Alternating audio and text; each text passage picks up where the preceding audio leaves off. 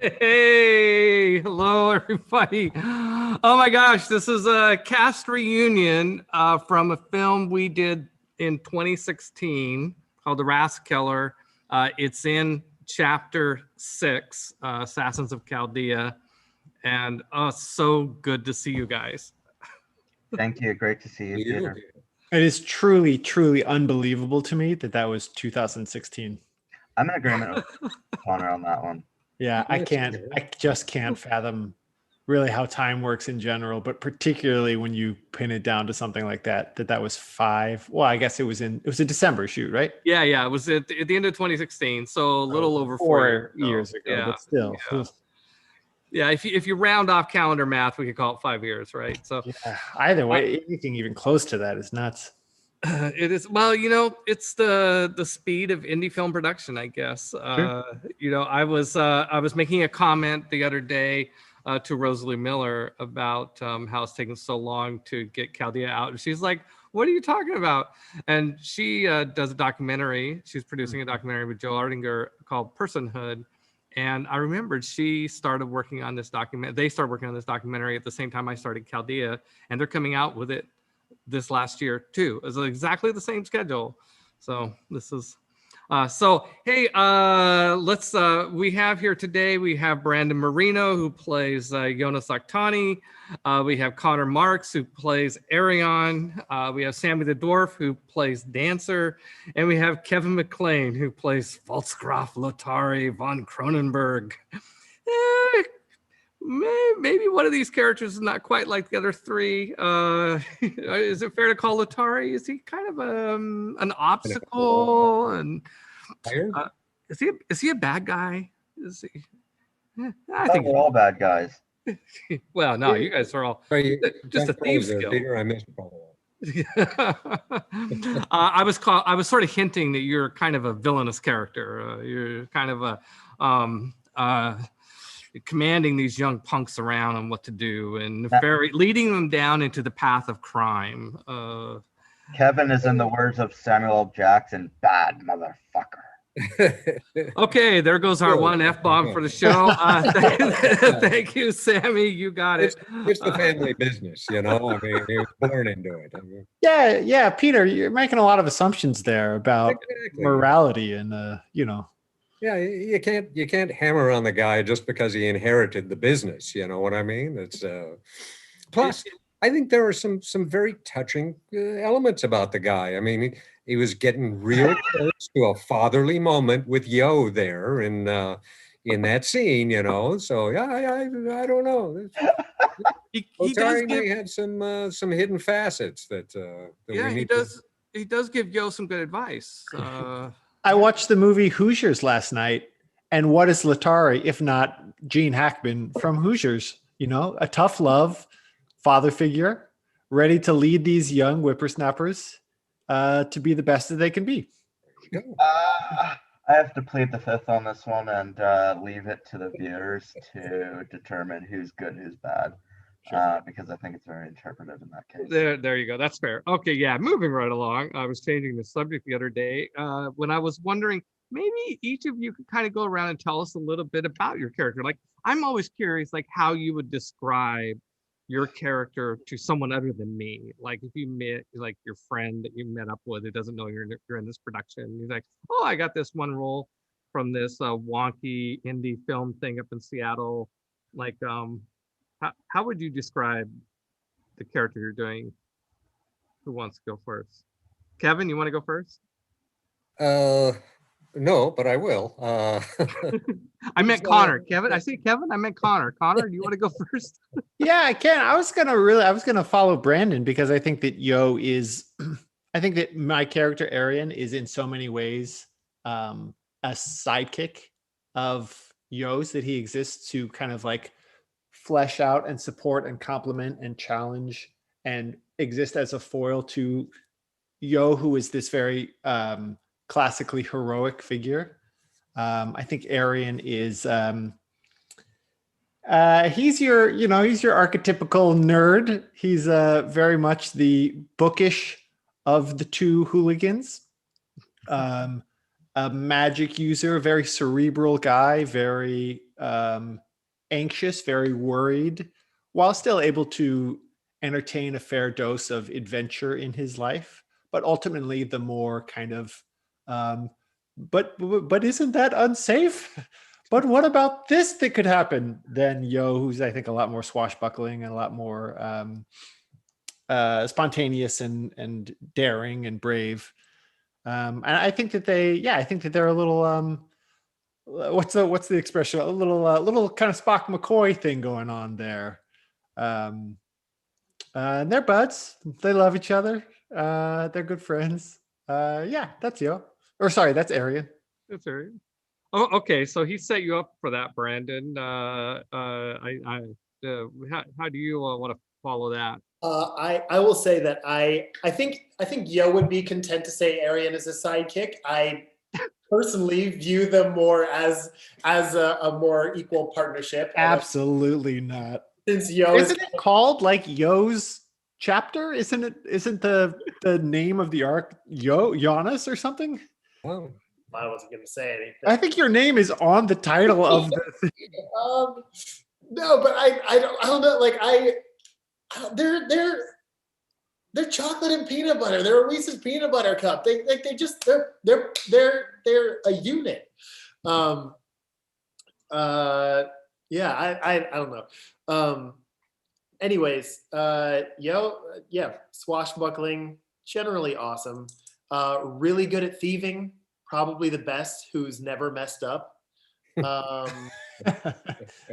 You're answering as Yo, not as Brandon. It's a fine line, right? It's yeah. The bleed over. Generally cool dude. That's good. Okay, that's cool. That's good. That's good.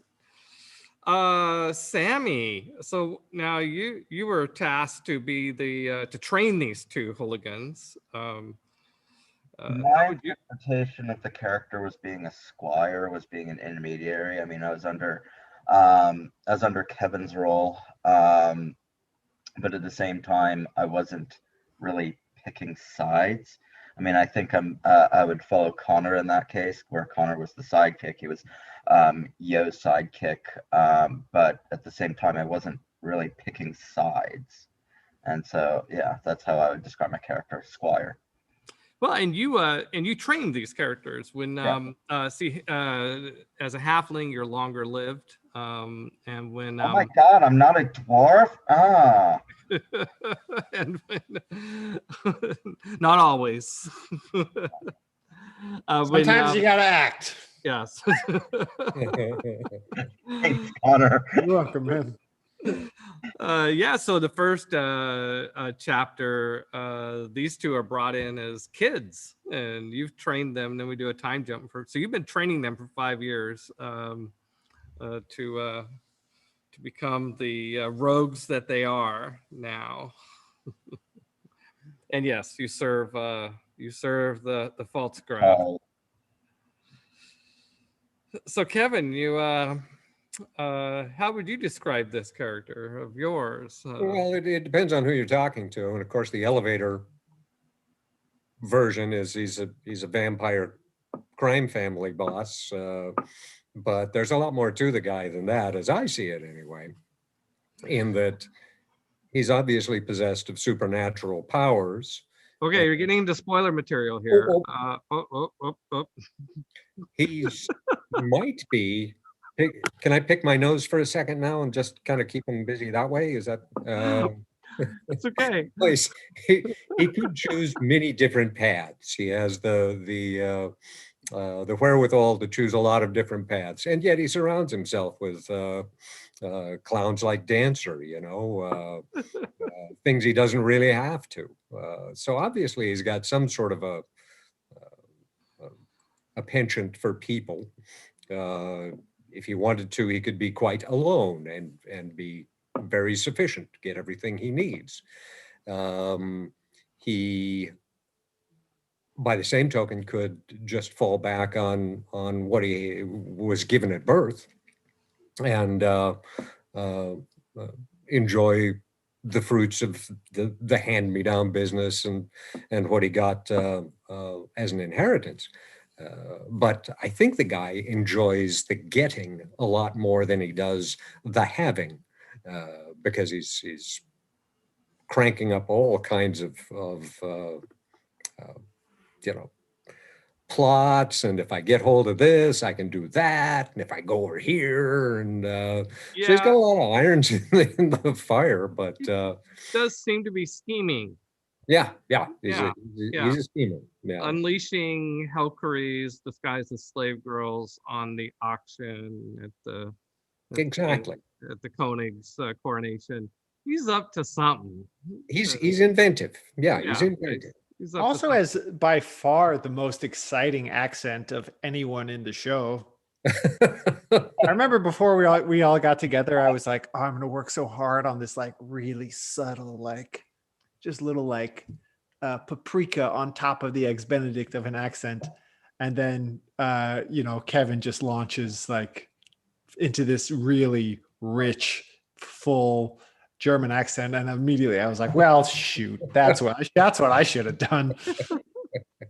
You're too kind. No, it's really great. It's like strange to hear you speaking without the accent because you wear it so naturally and so well. Oh, thank you. Yeah, no, I enjoyed. I thought everybody fit accent wise, character wise. That was the real enjoyable thing that I found about rewatching the film was, damn, those people fit. That all fits. Yeah, that fits in there. That's good. Yeah. And so, yeah. Well, not to tell on myself, but if you stick with the series, you will hear Arian's accent evolve considerably in a short amount of time. And I really do think it's like from hanging around with Kevin and listening to his that it surprised me. I texted Brandon when I first watched Assassins of Chaldea this episode, because WandaVision was on at the time, and I was like, man, like my accent is as in and out as Wanda Maximoff herself, because I think I did come in with that like sort of like I made a sort of a low key, like he's very well read. He would have kind of been able to practice working the accent out the longer time he spends outside of that native culture of his. And then just like being in the booth with Brandon for, like as our friendship grew and as the years went by, I went from that like very tightly controlled series of like small choices to just be like, we are slaying skeletons. Here we go. Take out your swords. I'm going to do some magic. Just this like very like much broader caricature. It just kind of like really got loose and sort of anyway, I'm telling on myself, but it's I guess I'm sort of. But it's on the German. I remember and a couple times I've advised actors on the German accent. And it's okay. Yeah, I actually tell people, we don't want too thick of a German accent. We don't want to go full on like Nazi military officer or Disney scientist. Okay, those are the out of bounds region of the German accent we want. So I thought all that nothing ever. I didn't notice anything that I wasn't thrilled with in terms of. Well, that's good. That's good. Yeah. But on the topic of the German accent, Brandon, do you have anything to add about the German accent? Because you certainly have your own take on it. Yeah, I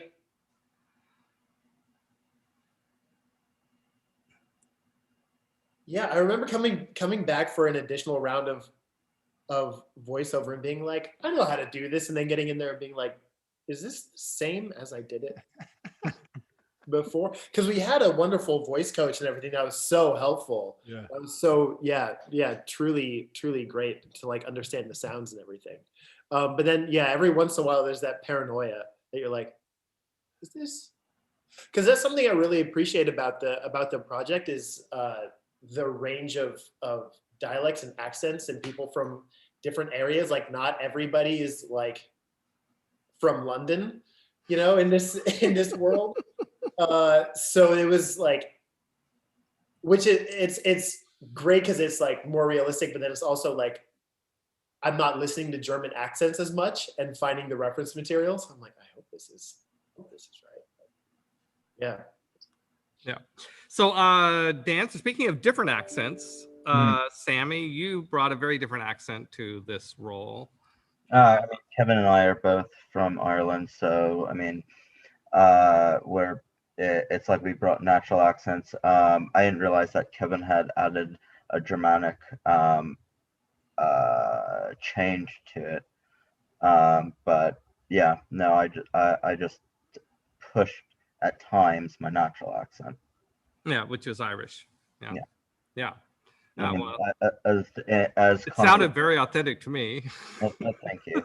As Connor was saying, as the rewatching the project, and you could see at times that I individually was pushing it, and I mean, in my honest opinion, it didn't feel natural. But I had this commercial that what do you call it? That wanted me to do a North of Ireland accent, and so it was like, okay, well now can you sound like the leprechaun? And so it's like you're changing your accent, and as Connor was saying, or even as Brandon was saying about finding that consistency in the project, I find to be the most difficult part. Yeah, some of the accent conversations I remember is challenges that actors have had. If I bring a character, like say with a German accent and a British accent, especially a character, those two accents from characters with those two accents interacting can really throw each other off. So thinking back to our production that we did together, I'm kind of curious if anybody remembers some interesting moments, things, fun stories on set, behind the scenes, sort of, and anything you remember about the production that. Every single night you would play D&D or board games or something like that. You would have like you would Not every night, unfortunately. You would conclude one night. set. You would conclude set. Everybody stick around. I'm playing games, or I'm playing. I mean, no disrespect. I don't know what games you were playing, but I just remember every single night you would be sticking around and geeking out on these games. And I mean, all the props to you. Well, that is. I think Connor, is that the time we played D&D, or we played was it D&D or Burning Wheel? We played D&D with Kevin. Kevin was there because he attacked somebody. Yeah, I wonder. I don't truly recall which of the two shoots that was on. I would have thought it was the latter of the two, but I could be misremembering. But yeah, this was again, Peter is in the middle of directing and producing a massive operation. And I was like, hey, Peter, why don't we like not only play 5 hours of D&D after we wrap one night before we shoot another 14-hour day the next day, but why don't we also film that? And I'm like, okay, my geek cred's being challenged here. If I don't say yes to this, Connor's going to report back. No, Peter's not really a gamer. He just pretends to be a gamer, you know. Like, Peter, would I be talking to that isn't like in your, coterie to begin with? If I was, I don't know. I don't know what happened. Geeks, I got something bad to say about Peter. They'd be like, cool, we'll kill you and bury your body, and no one will ever find you. No. It's actually something I respect about you, Peter. That you're an actual believer of the projects you work. That you, how's the right phrase to say it? You live in this fantasy world because you believe this fantasy world and you create this fantasy world. So it's one of the things I respect about you. Oh, thank you. Just to be clear, I don't believe that fantasy world is real, but yeah, I live it. Yes. I live in the fantasy world because I'm scared of living in the real world. So we all make our own choices. So the blue pill or the red pill, Connor?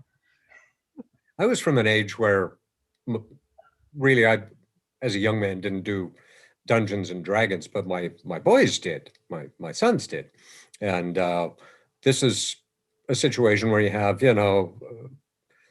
12-year-old, 13-year-old trying to be the game master and everything. So I had sort of signed off of the whole Dungeons and Dragons thing and thought, oh, well, all right, I'll give this a go. I'll stick around and give it a try.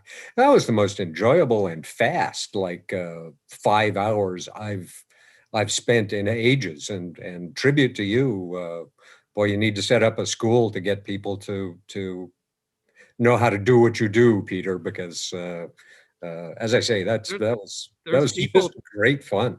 There's people teaching it better than me on Twitch. They're just full of it. What's the dude from X-Men's name in the wheelchair? That's Peter. Mr. X. Mr. Yeah. X. Okay. He did not spend 8 years in medical school to be a mister. Put some respect on his title. Yeah, anything else you guys remember from the production, from the Well, I'm sad that Mariah isn't here because I was so excited to talk about how much fun we had. She and I had met, I believe, once before socially at a party and talked briefly. And I knew her from her work.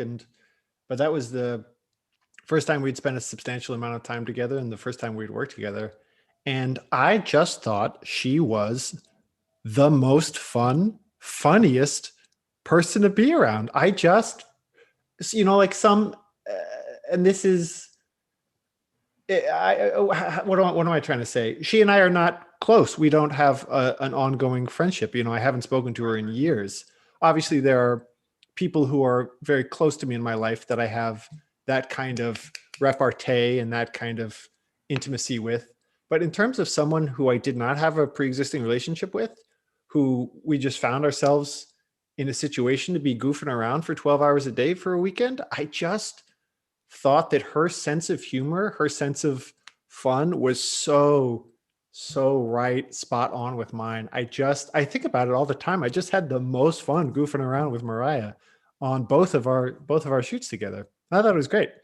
I hope she's doing, wherever you are. I don't know if you're watching, wherever you are, wherever she is, I hope she's doing great. Yeah, we wish her the best. She's great to hang out with. Yeah, I was disappointed she couldn't make it, but happy to spend my time with you guys. Yeah, we're happy to spend our time with you. Oh, thank you. I remember first hearing that we were gonna do the voiceovers at Bad Animals, and I told my oldest son, "Hey, I got some VO work to do down at Bad Animals." He said, "Oh, no kidding. That's where Pearl Jam did a lot of their stuff." I'm a big Pearl Jam fan, so it just felt kind of ominous walking in there and knowing that, going into the bathroom and maybe Eddie Vedder peed in this urinal. Such famous urine. All Wait, right. Hey, Kevin around LA. Thought about snapping a little selfie with me in the urinal, This is where, and that was the day that Kevin was fired from Chaldea. Well, Taking photos in the bathroom. I just got to announce it around the neighborhood. That's all. Yeah. Yeah, well, you're talking about Bad Animals, and they've moved the place where they did record Soundgarden. Is that who you said? Voiceover. But they also did Heart and a bunch of other bands recordings there.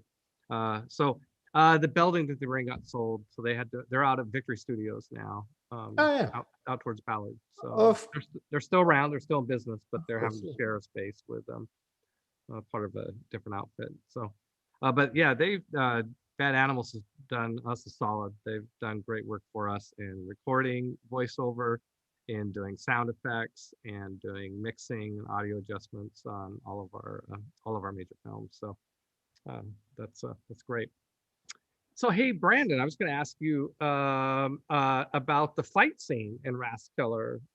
You end up doing this fight sequence with William Poole as Lons, and I think it turned out great. I think it looks fast and energetic, like you'd want a fight scene to be.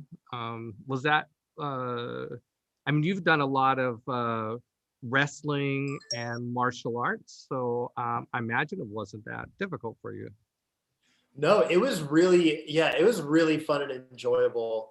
Because yeah, I'd come from a martial arts background, and so I've been playing with swords since I was a kid, and um, yeah, I didn't know like when I'd be able to actually get a chance and have a sword fight on camera. So to like actually do that was definitely a dream come true type thing.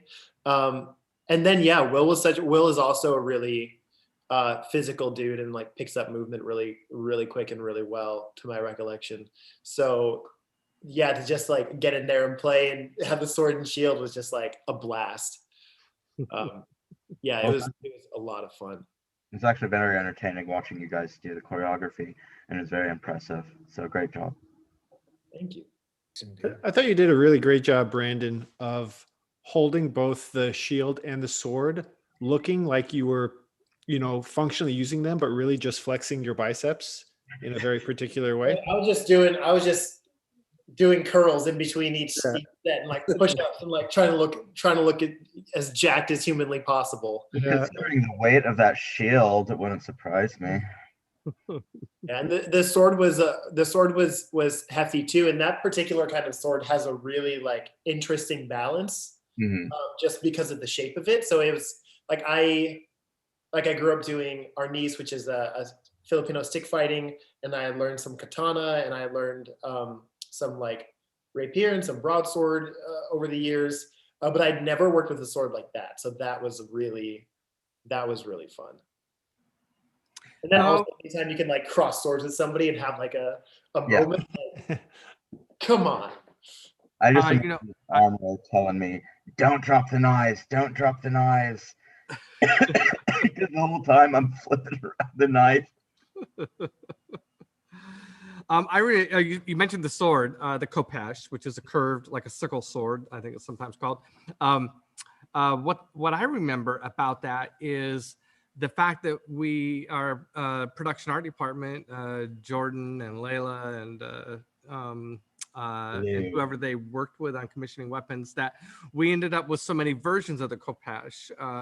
There is sort of the real version that's made out of metal, what you would expect if you went and picked up a khopesh, what it would feel like. And it if you're not actually swinging it around, it gives sort of the heft that helps an actor perform what it's like to carry a sword. And then there was the slightly more flexible sword, but still kind of stiff, kind of hard for the fight scenes, so that if you hit somebody, it wouldn't go, get all flaccid, or something. And then there was like the completely elastic sort of ones that you could throw and it wouldn't hurt the set, everything. There was at least, I feel like there were 4 versions of the sword, but maybe there were only 3. It's a better sword if there's 4. I can't come out with the 4th one, though. Anytime there were weapons, I loved looking at the prop table, because the ones that were not the hero versions, the ones of polyurethane or plastic or whatever materials, were just indistinguishable. Yeah. From the hero version of the I didn't even realize there were fake ones on set. Oh yeah, there were real ones and fake ones on set. And see what Brandon was saying, Sammy, you couldn't tell them apart, right? No, So hey, there you go. It is pretty cool. Armory will just come up with like a little silver, sort of the kind of case that you often see handcuffed to someone, and lift it up, and there's just like 4 knives or 4 blades or 4 guns or something laid out. And it's like the hero one for the close up, the one that you're going to carry around, the one that's used for the actual fight, and then the one that needs to get like thrown off somewhere. And they look identical. Yeah. So people who are very good at what they do, it's exciting to see. And from the weapons all the way to the Rathskeller itself, that was just a gorgeous set. That was it was hard not to buy into the whole scene just based on the scenery, the set. Yes, Jordan and Layla and Sean Shelton and Damon Vanhee from Bandersnatch, they did a great job building the set and decorating the set and all the stuff. It was fun. And then there's a feature film that some of you were in that will be coming out later. Our viewers haven't seen it yet, where we come back to the set, but we expand the set. So I think that I'm reluctant, since we do so few of actual live action films, I'm reluctant to come back to the same set, because I feel like if we're doing only a little bit of live action, then we shouldn't just become, it's really boring to just go back to the same set all the time. But I think we came up with an interesting solution there, and it was Landon Sawyer's idea. It was like to just expand that set and open it up and add sort of the entrance area. So like in Rathskeller, you see Mariah, or Kala and Lotari come through into the room, and they just kind of come into the cameras or coming through the door. In the next film, all that area that they're coming from is there, plus a stairway around the corner and everything like that. It works pretty well. Nice. So hey, Kevin, I have a question for you. I have to admit, I was a little nervous about how that costume, that you wore. But man, you wore it so well. I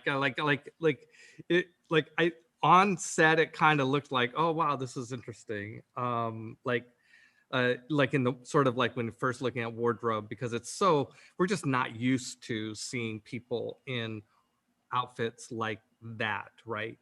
But I thought it looked great on camera, and I think you wore it with a lot of confidence and pulled it off too. I thought it looked great too. I'm glad you didn't tell me you had reservations. I might not have had the confidence in it. But no, I thought it was a gorgeous piece of costume.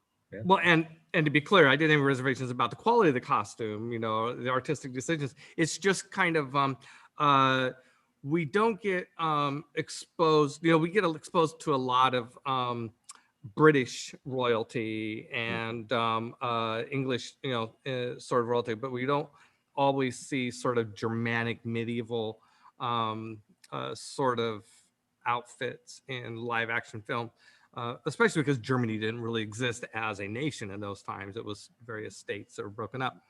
And so to pull from that and create the costume, when I remember looking at it and going, yes, good costuming, fabrication and everything, but is this too dorky? But when you wore it on stage, it was like everybody was like, oh wow, that. Yeah, it looked cool as hell. I didn't think that it looked dorky at all on Kevin. No, it didn't. It looked great. I was talking about sure. Before Kevin wore it and embodied it and came out. At that point, I went from worry to, oh my God, this is really cool. Yeah, I thought it was just fantastic. Just a great way to go. It's my regular clothes are kind of dorky, but why I welcome a costume, it's kind of like a nice change. Yeah. Get to dress up.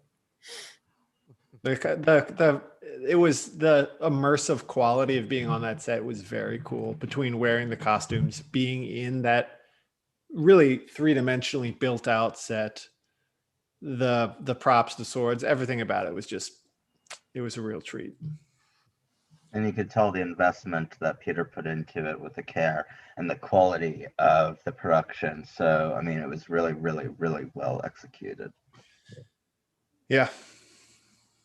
And lastly, the folks in the scene were just a hell of a lot of fun. Just really enjoyed the scenes with Brandon and Sammy, and didn't get much time with you, Connor, but it's yeah. Well, still we didn't erupt into fisticuffs, and that's always a good sign. That's nice. Yeah, that's nice. Kevin, our scene at the end, it's one of my favorite memories of the shoot, to come all the way back to it. There was one take that we did that, I mean, maybe it was just like my inability to focus on two things at once, but it felt like one of those moments where, like, we finished the scene and everything is just dead quiet and we were just in it. And it was like that, like, the acting is kind of like always chasing the dragon of, like, be like those kind of moments. I've been chasing that high ever since. Just that like that full, done with the scene, could hear a pin drop. Like the satisfaction of that was our scene together. So I think about that a lot. That quiet moment afterwards. It was so enjoyable to work with you in that scene. That was a lot of fun. I enjoyed it. I enjoyed it very much as well. Yeah.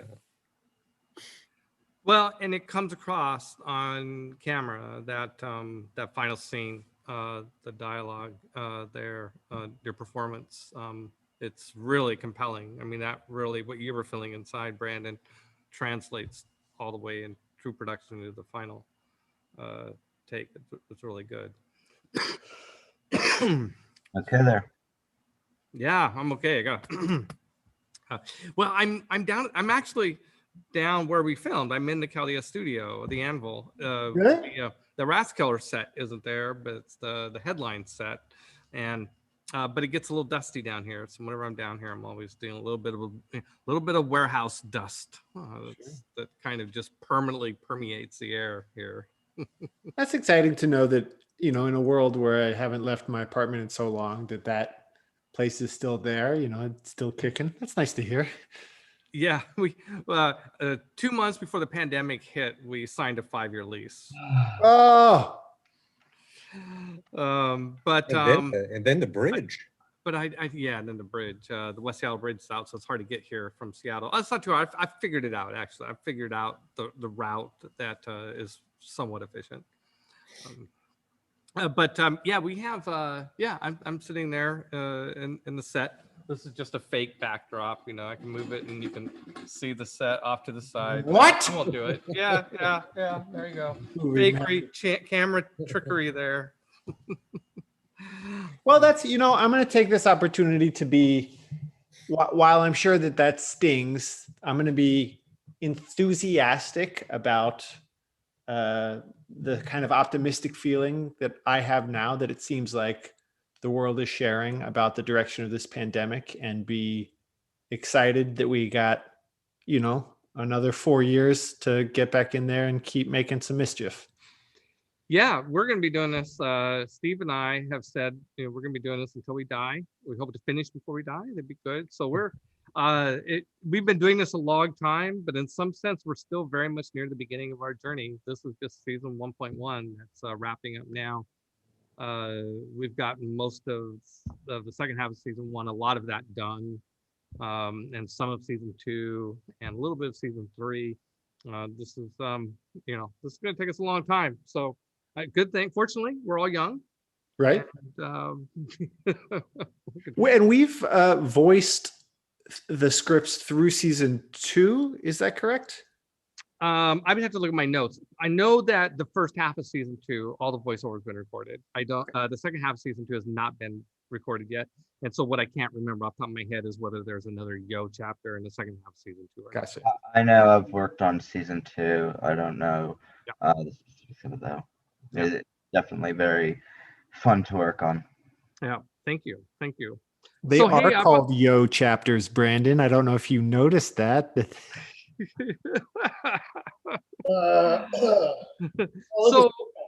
So I'd like to segue into a little bit of personal catch up. Like we'll start with you this time, Brandon. So what have you been doing lately, and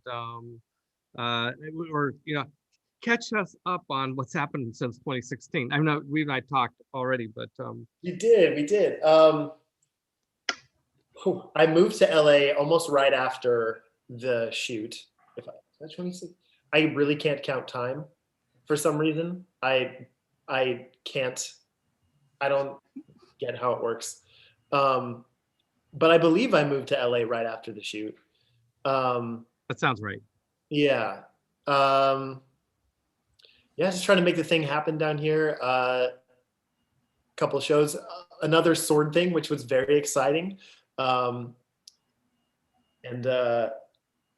It's hard to think back past the pandemic. Like, it feels so long ago. It does. Yeah. Yeah, that's been most of my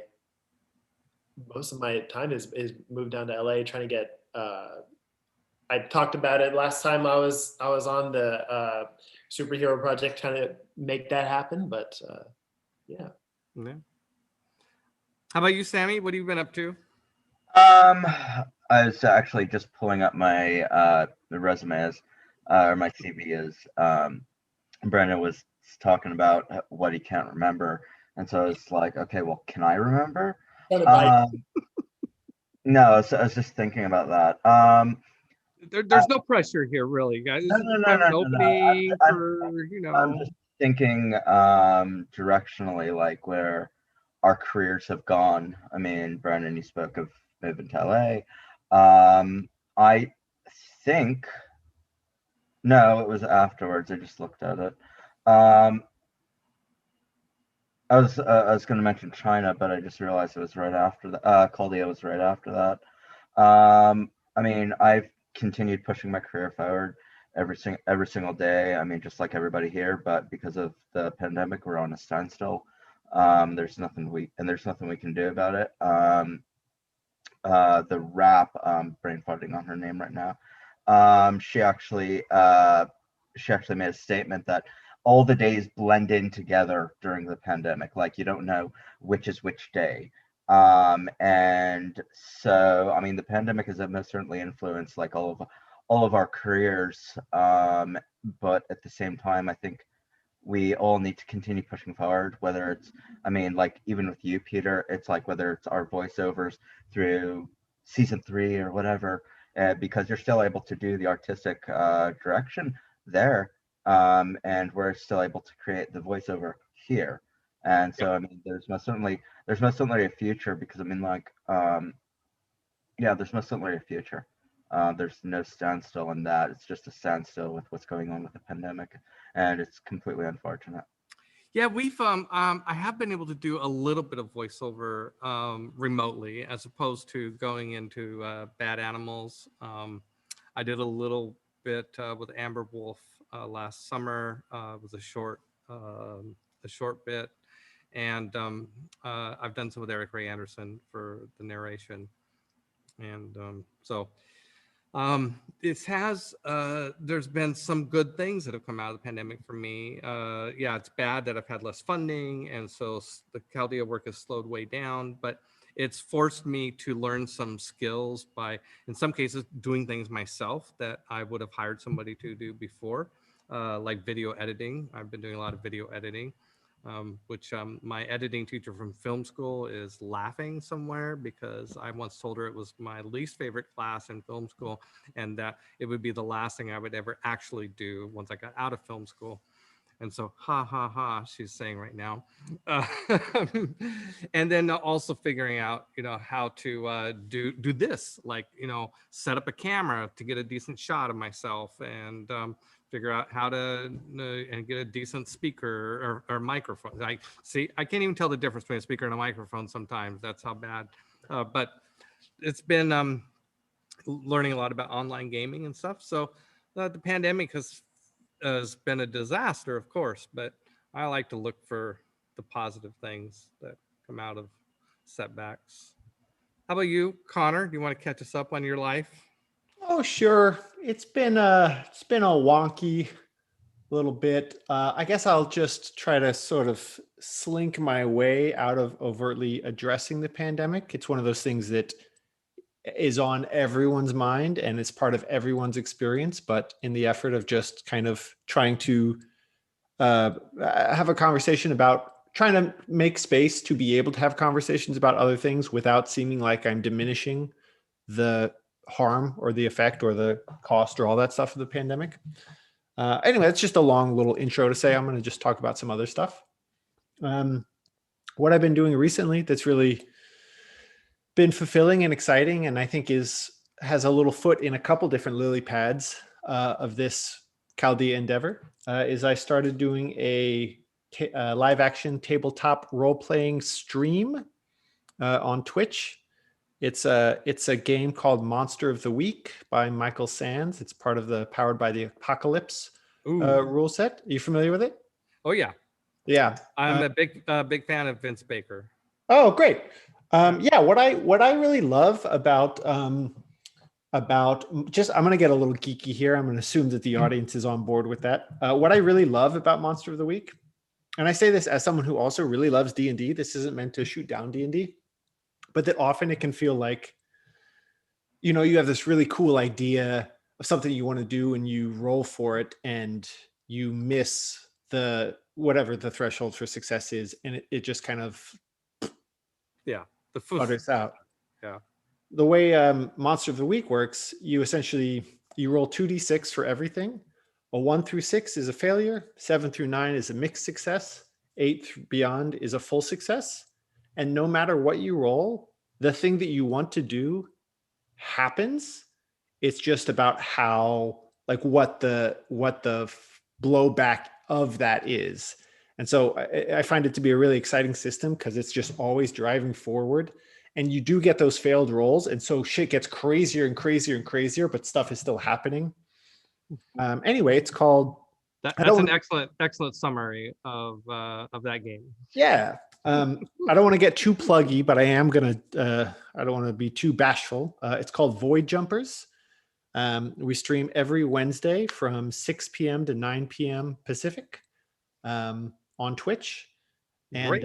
it's a space opera. It's like sorcery and magic and wizards, but also robots and faster than light travel and alien planets.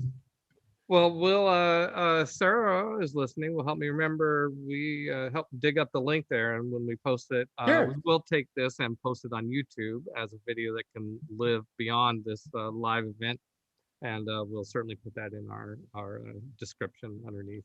Well, thank you. Yes, of course. So yeah, that's been the really sort of recurring, stable thing that I've been able to depend on. That is fun and fulfilling and social and creative. Yeah, for work, I'm working on a video game right now, and doing a couple of TV shows. But like Sammy said, work is slow. It's a tough time. I was actually going back and to better answer your question. Some of the other projects I worked on since we talked was I did Mandalorian, and then there's been a bunch of TV shows like Henry Danger and stuff like that. And one of the interesting things is that we've got these new platforms with Amazon Netflix. I mean, they're not new, but the ones that we're exploiting right now, Amazon, Netflix, HBO Max, etc., that were all that I never expected to have as an outlet, because it seems like things are getting released at once. And I mean, look at Chadwick Boseman, who's unfortunately passed, and then you see all these films that just came out that all have Chadwick Boseman on it and are all nominated for Oscars. And so going back to the pandemic, it does have a positive aspect with our outlets. There's another word that I can't think of right now, but how we're viewing things. And so that's one of the benefits to our project, Chaldea, that we can watch it online, that we don't have to go to the theater, we don't have to watch it on TV, we can just watch it here. Yeah. Well, thank you. Good.